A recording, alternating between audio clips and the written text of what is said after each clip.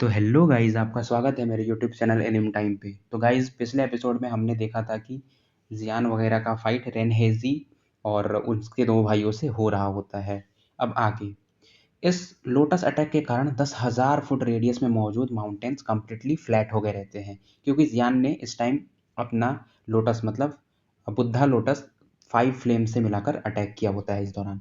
और heavenly swallowing Python फिर से एक सुंदर काइलिन में बदल गई रहती है। जियान को सुरक्षित देखकर काइलिन और लिटिल फेरी चैन की सांस लेती हैं।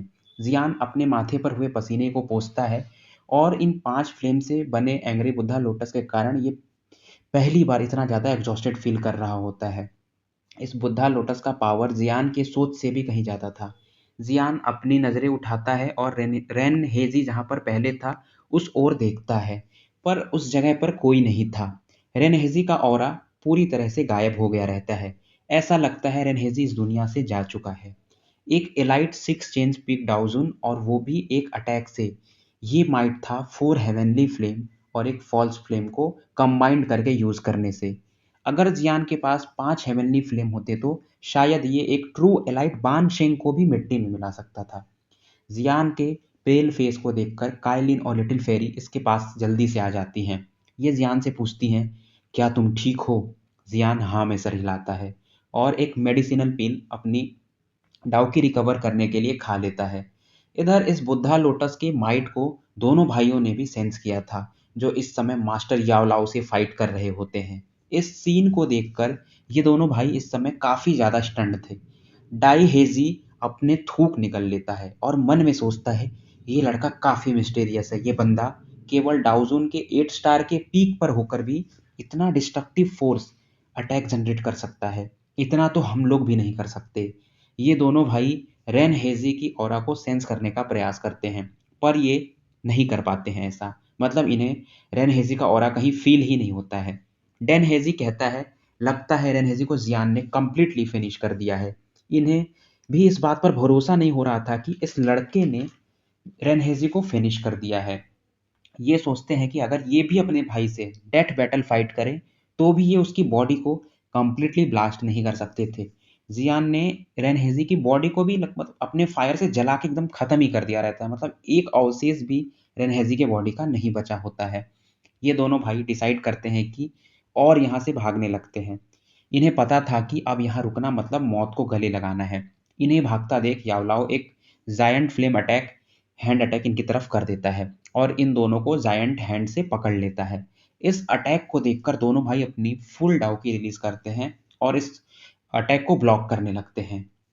याओ चैन इस सीन को देखकर अपने फ्लेम हैंड का फोर्स और ज्यादा इंक्रीज कर देते हैं। इस फ्लेम हैंड ने इनकी डाउकी को कंप्लीटली सप्रेस कर दिया रहता है और फाइनली ये अटैक इनकी बॉडी से जाकर वायलेंटली टकराने लगता है।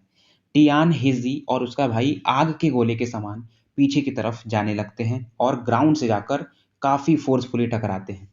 इनके ग्राउंड से कोलिजन के कारण 2000 फीट के गड्ढे बन गए रहते हैं और इनके कपड़े चीथड़े उड़ गए रहते हैं। इनके कपड़ों के शरीर खून से सना हुआ होता है। ये दोनों अपने पेन को सप्रेस करते हैं और अलग अलग डायरेक्शन में भागने लगते हैं, ताकि यावलाओ इनको एक साथ ना पकड़ पाए। मतलब एटलीस्ट एक भाई यहाँ से बचकर भाग सके।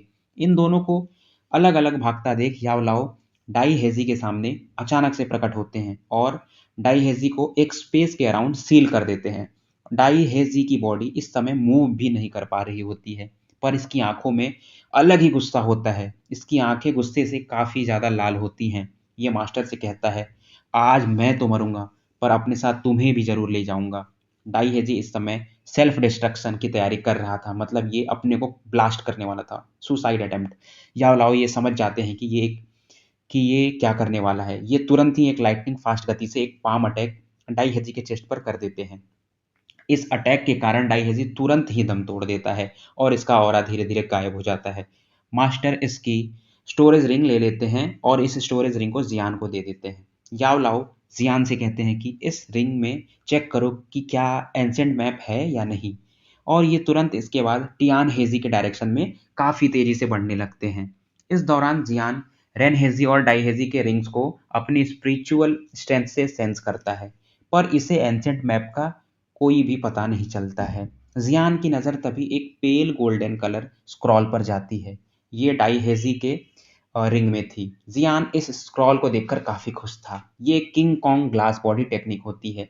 जियान इस टेक्निक को हासिल तो करना चाहता था, पर हाई प्राइस के कारण वो इसे खरीद नहीं पाया था स्पेशल ट्रेड फेयर से। लिटिल फेरी स्माइल देती है और कहती है, हमने कुछ भी स्पेंड नहीं किया और इतना कुछ हासिल कर दिया है। क्योंकि जब ये लोग स्पेशल ट्रेड फेयर में गए थे, तो यहाँ पे ये लोग जो भी चीज़ खरीदना चाहते हैं, जैसे कि ये किंग कॉन्ग बॉडी या फिर वो एंशियंट मैप, दोनों में ये जो हेजी ब्रदर्स रहते हैं, ट्रायो हेजी, ये हर चीज़ को हासिल कर लेते हैं। जियान बस एक पॉइजन बुक ही खरीद पाया रहता है। जियान वगैरह अभी मास्टर की बात ही कर रहे होते हैं, तभी अचानक से इनकी तरफ एक आदमी प्रकट हो जाता है। ये मास्टर यावलाओ होते हैं। यावलाओ इस समय काफ़ी खुश होते हैं। इन्होंने टियान हेजी को भी फिनिश कर दिया रहता है। मास्टर के हाथों में इस समय एक एंशियंट मैप होता है। यह प्यूरिफाइंग डेमोनिक फ्लेम का चौथा हिस्सा था। जियान इस समय चैन की सांस लेता है और कहता है, प्यूरिफाइंग डेमोनिक लोटस फ्लेम, तुम आखिरी में मेरे ही होगे। इस मैप को पाने के बाद ये लोग यहाँ से तुरंत निकल जाते हैं। यहाँ ज़्यादा देर तक रुकना मतलब अपने को मुसीबत से घेरना होगा, ऐसा मास्टर कहते हैं। इन सभी के निकलने के 10 मिनट बाद इस एरिया में 10 से 12 लोग आ जाते हैं। ये लोग माउंटेन को कम्प्लीटली फ्लैट, मतलब माउंटेन गायब हो चुका रहता है, देखकर अचंभित रह जाते हैं और सोचते हैं कि कौन बंदा है जो इतना पावरफुल अटैक कर सकता है और जिसने यहाँ का पूरा नक्शा ही चेंज कर दिया है। तभी इनकी नज़र एक बॉडी पर जाती है, डेड बॉडी पर। ये डाई हेजी की लाश होती है। इसे देखकर तो ये लोग एकदम ही हैरान हो जाते हैं कि इस बंदे को भी किसी ने मार दिया। ये समझ जाते हैं कि अगर ये मर गया है, मतलब बाकी दोनों भाई भी इसके शायद ही बचे होंगे, या उनके अगर बचे भी होंगे तो स्थिति अच्छी नहीं होगी। इधर सीन शिफ्ट होता है। जियान वगैरह बैटल सीन से 5000 किलोमीटर दूर आ गए रहते हैं। मास्टर जियान से इस मैप को ट्राई करने के लिए बोलते हैं और इसके बाद ये अपने चारों ओर एक स्पेस बैरियर बना देते हैं। मतलब एक ऐसा स्पेस बैरियर बनाते हैं जिसके अंदर ये चारों लोग होते हैं, ताकि इनको कोई ट्रेस भी ना कर पाए। अगर एक डाउ शेंग लेवल का बंदा भी इन्हें ट्रेस करना चाहे, तो वो इतनी आसानी से इनको सेंस नहीं कर सकता था। जियान चारों टुकड़े निकालता है, यानी मैप के चारों टुकड़े, और इन्हें जोड़ देता है। थोड़े ही समय में चारों हिस्से जुड़कर एक कंप्लीट मैप बन जाता है। जियान की गर्म आंखें इस मैप को स्टडी करने लगती हैं। इस मैप में किसी जगह का लोकेशन था, पर देखने में यह मैप काफ़ी साधारण लग रहा होता है, मतलब बहुत ऑर्डिनरी मैप था। ऐसा लगता है मानो इस मैप को ऐसे ही बना दिया गया हो। जियान इस मैप को ऑर्डिनरी समझकर काफ़ी निराश होता है। तभी यावलाव कहते हैं, ये मैप काफ़ी एंशियंट है, यानी काफ़ी प्राचीन है। हो सकता है ये हमें मूर्ख बना रहा हो। यावलाव जियान को इस समय एक ब्लड की बूंद डालने को कहते हैं। जियान ऐसा ही करता है, पर इस मैप पर इस ब्लड के डालने पर भी कोई प्रभाव नहीं होता है, मतलब इस मैप में कोई चेंजेस नहीं आते हैं। इसे देखकर यावलाव भी शांत हो जाते हैं। जियान देर तक इस मैप को स्टडी करता है, पर उसे निराशा ही मिल रही होती है। आखिर में वो कहता है, क्योंकि ये चीज़ बेकार है तो इसे रखकर क्या मतलब। जियान इस मैप को अपने हेवनली फ्लेम से जला देता है। यावलाव कुछ बोलने ही वाले होते हैं, तभी वो मैप को न जलता देख हैरान हो जाते हैं। काइलिन और लिटिल फेरी भी इस घटना को देखकर स्तब्ध रह जाती हैं। इनकी आंखें खुली की खुली रह जाती हैं। इसके बाद यावलाओ जियान को फ्लेम का स्ट्रेंथ इंक्रीज करने को कहते हैं। जियान का फ्लेम जो माउंटेन्स को जलाकर राख कर दे, अभी तक इस एंशियंट मैप को कुछ नहीं कर पाया रहता है। जियान अपने फ्लेम्स का टेम्परेचर बढ़ा भी देता है, फिर भी इस मैप को ये फ्लेम्स जला नहीं पाती हैं। इस मैप में बनी लाइंस इस दौरान काफ़ी ब्राइट हो जाती हैं। ऐसा लग रहा था मानो ये लाइंस इस मैप से फ्री होना चाहती हैं, मतलब निकलना चाहती हैं। जियान इस समय तक हेवनली फ्लेम्स को उनके लिमिट तक, यानी जितना ज़्यादा वो इन फ्लेम का स्ट्रेंथ इंक्रीज़ कर सकता था, वो इंक्रीज़ करके यूज़ कर रहा होता है। काफ़ी देर तक ये प्रोसेस चलने के बाद ये लाइंस इस एंशियंट मैप से बाहर निकल जाती हैं और हवा में तैरने लगती हैं। यावलाओ इन कैरेक्टर्स को पढ़ते हैं। ये कविता के तरह होती हैं, मतलब एक पहेली जैसी। जियान को कुछ समझ नहीं आता। मास्टर जियान को बताते हैं कि ये डेमोनिक लोटस 1000 साल बाद प्रकट होता है। जिस दिन समुद्र में टाइड आएगा उस दिन ये प्रकट हो जाएगा। मास्टर बताते हैं कि अगर हम इस हिसाब से गिने तो 997 साल बीत चुके हैं। वो कहते हैं, अच्छा ही हुआ तुम्हें 3 साल का समय मिल गया। यह डेमोनिक लोटस फ्लेम इतना पावरफुल है कि इसे तुम क्या, मैं भी कैप्चर नहीं कर सकता। इन 3 साल के दौरान तुम्हें अपना स्ट्रेंथ अच्छा खासा बढ़ाना पड़ेगा। तुम्हें इन 3 सालों के अंदर डाओशेंग लेवल पर पहुंचना होगा, नहीं तो तुम इस फ्लेम को कैप्चर नहीं कर पाओगे। जियान इस इन्फॉर्मेशन को सुनकर हंसता है और कहता है, मैंने इस इन्फॉर्मेशन के लिए, बस इस इन्फॉर्मेशन के लिए इस मैप को इतने साल तक खोजा था। इस इन्फॉर्मेशन के हिसाब से जब ये डेमोनिक लोटस फ्लेम बाहर आएगा तो सभी लोगों के पास ऐसी अपॉर्चुनिटी होगी कि ये लोग इस डेमोनिक लोटस फ्लेम को कैप्चर कर सके। इसके बाद जियान इस एंशियंट मैप को अपने स्टोरेज रिंग में रखने के लिए जैसे ही इस मैप को कैप्चर करता है, मतलब हाथ से टच करता है, इस मैप पर बना हुआ डेमोनिक लोटस का जो इमेज होता है वो अचानक से मूव करने लगता है। ऐसा लगता है ये डेमोनिक लोटस का इमेज जैसे जिंदा हो। ये चमकता है और जियान की फोरहेड की तरफ तेज़ी से बढ़ने लगता है। फाइनली ये इमेज जियान के फोरहेड पर जाकर छप गई होती है और काफ़ी ग्लो कर रही थी। ये घटना इतनी जल्दी हुआ था कि याओलाओ भी इसे रोक नहीं पाए थे। जियान अपनी आंखें बंद कर अपने स्पिरिचुअल ऑरा से इसको स्कैन करने लगता है, मतलब अपने फोरहेड के आसपास अपने स्पिरिचुअल ऑरा से इसको स्कैन कर रहा था। जियान के फोरहेड पर एक वाइट लाइट क्लस्टर होती है। जियान अपने स्पिरिचुअल स्ट्रेंथ से इस वाइट लाइट क्लस्टर पर अटैक कर देता है। जैसे ही जियान इस पर अटैक करता है, इस क्लस्टर की लाइट और ज़्यादा ब्राइट हो जाती है और ये जियान के सोल पर अटैक कर देती है। जियान इससे अपने सोल को बचाने के लिए एक स्पिरिचुअल शील्ड बना लेता है, पर ये क्लस्टर लाइट इसके शील्ड को ब्रेक करते हुए, मतलब भेदते हुए इसके सोल से जाकर टकरा जाती है।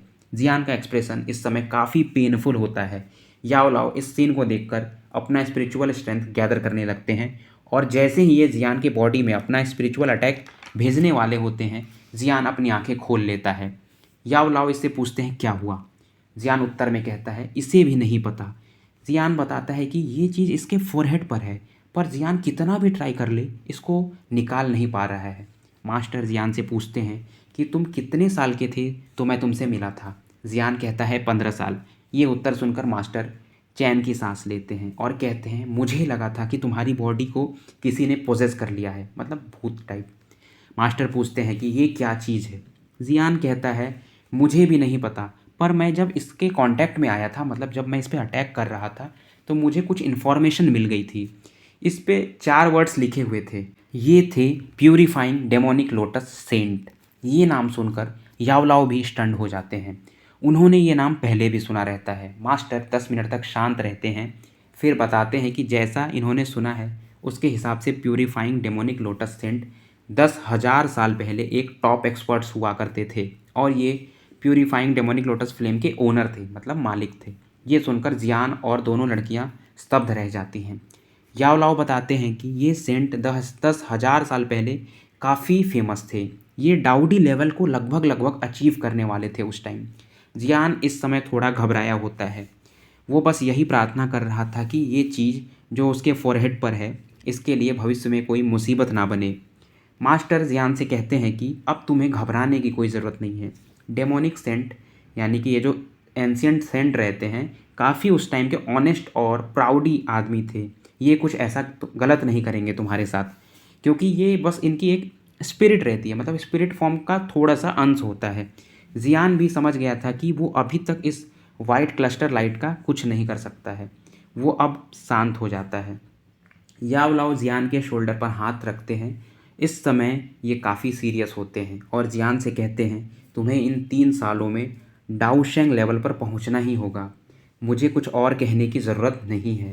प्यूरिफाइंग डेमोनिक लोटस फ्लेम के स्ट्रेंथ के बारे में तुमको पता ही है। अगर मैं इसे कैप्चर करने जाऊं, यानी प्यूरिफाइंग डेमोनिक लोटस फ्लेम को कैप्चर करने जाऊं, तो ये फ्लेम मुझे अपना फायर स्लेव बना लेगा, मतलब अपना दास बना लेगा। ये बात सुनकर जियान भी दहल जाता है। फायर स्लेव केवल हेवनली फ्लेम के टॉप 3 फ्लेम ही बना सकते थे, मतलब ये इंसान के माइंड को कंट्रोल कर सकते थे। मास्टर कहते हैं अगर तुम डाओशेंग लेवल पर नहीं पहुंचोगे तो मैं तुम्हें डेमोनिक लोटस फ्लेम जब प्रकट होगा तो मैं तुम्हें इसको कैप्चर करने के लिए नहीं जाने दे सकता। जियान को भी नहीं लगा था कि उसके मास्टर डेमोनिक लोटस फ्लेम से इतना खौफ खाएंगे। इसी दौरान काइलिन कहती है मतलब जियान को इन 3 सालों में डाओशेंग लेवल पर पहुंचना होगा। याओलाओ हाँ में सर हिलाते हैं। मास्टर कहते हैं पर इस बार तुम काफ़ी लकी हो। तभी जियान इनका इशारा समझ जाता है कि मास्टर बोधिसत्व एंशियंट ट्री की बात कर रहे हैं।